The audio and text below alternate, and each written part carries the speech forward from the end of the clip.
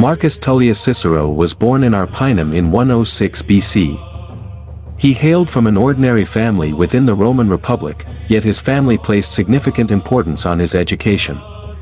His father took the initiative to educate him in law and rhetoric from an early age. Cicero's legal education was guided by Quintus Mucius Scaevola, a highly esteemed figure in Roman society at that time.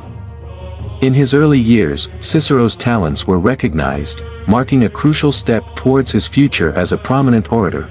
Cicero's education provided him with a broad perspective on Greek and Roman cultures during his youth. He drew influence from Greek philosophers and governmental systems, particularly showing a keen interest in the ethical and rhetorical works of Aristotle. Throughout his educational years, Cicero's linguistic prowess and intellectual curiosity set him apart from other young talents in Roman society. Another significant experience Cicero gained in his youth was during the Social War of 89 BC. This conflict, known as the Social War, revolved around the citizenship rights demands of Rome's allies. Cicero returned to Rome after these wars and began to focus on his legal career. Starting his legal practice and engaging in crucial trials during this period earned him respect in Rome. Towards the end of his youth, Cicero, with his legal expertise and impressive oratory skills, began to garner attention in Rome. His emergence as one of the leading advocates in Rome and his simultaneous decision to embark on a political career marked this period. Particularly, his persuasive oratory when addressing the public augmented Cicero's influence on the political stage. Cicero's youth concluded with a focus on legal practice and a burgeoning political career. The experiences he gathered in law, rhetoric, and politics during this time laid the foundation for his future prominence in Roman society.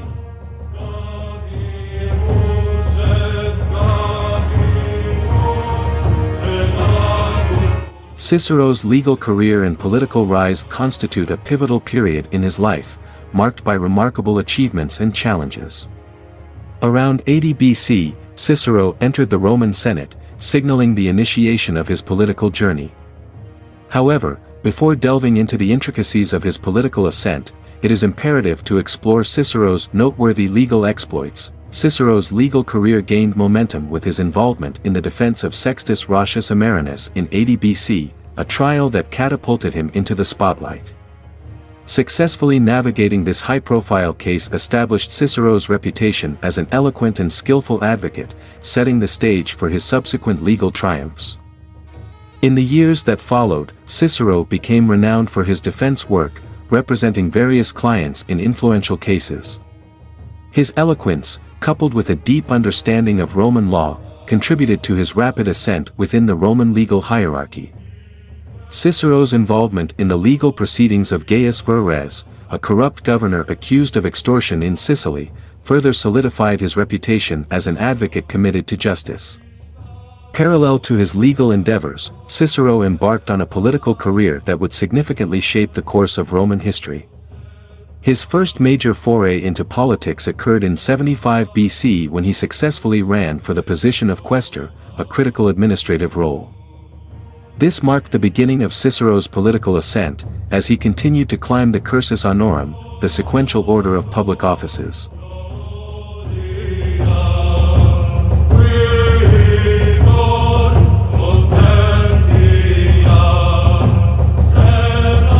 Cicero's rise in the political arena faced its share of challenges, including the influence of powerful political figures such as Lucius Sergius Catilina. The Catilinarian conspiracy, a nefarious plot to overthrow the Roman Republic, unfolded in 63 BC, providing Cicero with a defining moment. His famous Catilinarian orations, a series of speeches delivered to the Roman Senate, exposed the conspiracy and showcased Cicero's rhetorical brilliance. This event not only elevated Cicero's political standing but also demonstrated his commitment to preserving the integrity of the Roman state. As Cicero continued his political ascent, he attained the position of consul in 63 BC, the highest office in the Roman Republic. His consulship proved challenging due to political unrest and conspiracies, but Cicero's decisive actions, notably the execution of conspirators without trial, earned him both acclaim and criticism. This period highlighted the complexities of Roman politics and the ethical dilemmas faced by its statesmen. Cicero's legal and political career reached its zenith during his consulship, yet it was not without repercussions. His uncompromising stance against those perceived as threats to the Republic, while celebrated by some, made him enemies. The fallout from his decisions would later contribute to Cicero's political downfall during the power struggles that followed Julius Caesar's rise. In summary, Cicero's legal career and political ascent were intertwined, showcasing his exceptional oratory skills and commitment to the principles of justice. These experiences laid the groundwork for Cicero's enduring influence on Roman law, rhetoric, and political philosophy. Cicero's historical prominence reached new heights in 63 BC with the emergence of a dangerous conspiracy led by Lucius Sergius Catilina, famously known as the Catiline Conspiracy.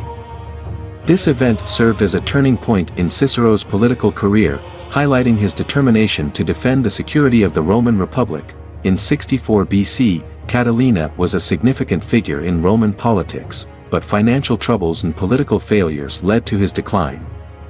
Desperate for power, Catilina orchestrated a conspiracy aiming to assassinate several Roman elites, including Cicero, and overthrow the Roman state.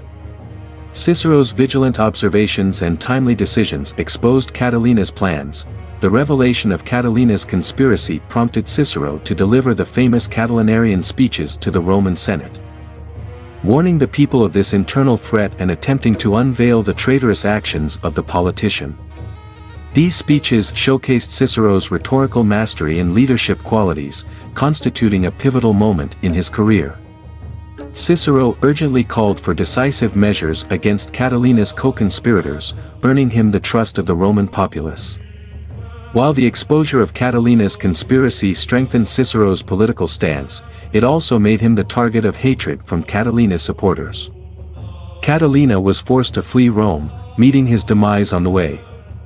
Although Cicero seemingly triumphed over the danger orchestrated by Catilina's leadership, the aftermath of these events would bring further challenges to his political life. In 63 BC, during his consulship, Cicero took a ruthless stance against Catilina's supporters. Followers of Catilina were brought to trial under Cicero's administration, and most were sentenced to death. These decisions, while earning Cicero praise for his firm response to political intrigue, also stirred both support and criticism from the Roman populace. However, these events significantly impacted Cicero's political career.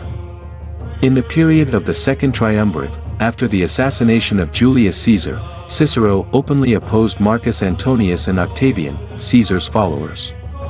Despite Cicero's efforts to undermine Antony's political influence, he found himself entangled in a challenging political struggle. Cicero's political struggle eventually led to his downfall.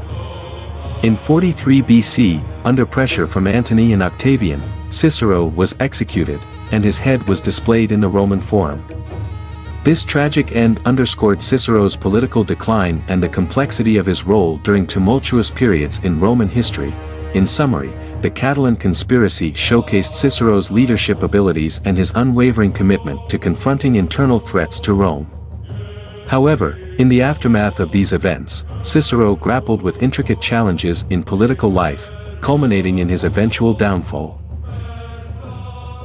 Cicero's political career reached its pinnacle during his consulship, but the years that followed this illustrious period marked his decline and tragic demise. In the era of the Second Triumvirate, established after the assassination of Julius Caesar, under the pressure of Marcus Antonius and Octavian, Cicero's life descended into a dark chapter. During the Second Triumvirate, Cicero became known for his efforts to undermine the influence of Antony and Octavian, especially targeting Antony's governance. However, these endeavors heightened Cicero's enemies, particularly provoking Antony's wrath. Antony's decree, issuing a death sentence for Cicero and other anti-Caesar leaders, placed Cicero in a perilous situation. In compliance with Antony's order, in 43 BC, a raid on Cicero's residence led to his capture, despite his attempt to escape. Although Octavian hesitated to protect Cicero, yielding to Antony's pressure, Cicero faced a dire fate. His hands were severed, and his head was displayed in the Roman Forum, mounted on the rostra. symbolizing the platform for public speeches. This brutal and ruthless execution marked the tragic end of Rome's greatest orator and statesman. Cicero's death was a consequence of the complex power struggles on Rome's political stage. His struggles during the era of the Second Triumvirate illustrated how challenging political intrigues and the loyalty of statesmen could be. Cicero's demise symbolized the end of the Roman Republic and the dawn of the imperial era. Even after his death, Cicero's legal legacy and influence endured. His writings, contributions to legal doctrines, and rhetorical insights played a crucial role in the evolution of the Roman legal system. Cicero's works maintained significance through the Middle Ages and the Renaissance, continuing to impact the development of modern law. However, Cicero's death represented more than the loss of a political figure. It signaled the conclusion of an era, marking the end of the Roman Republic and the opening of the imperial period. The tragic end of Cicero would remain a pivotal turning point in the intricate and tumultuous history of ancient Rome.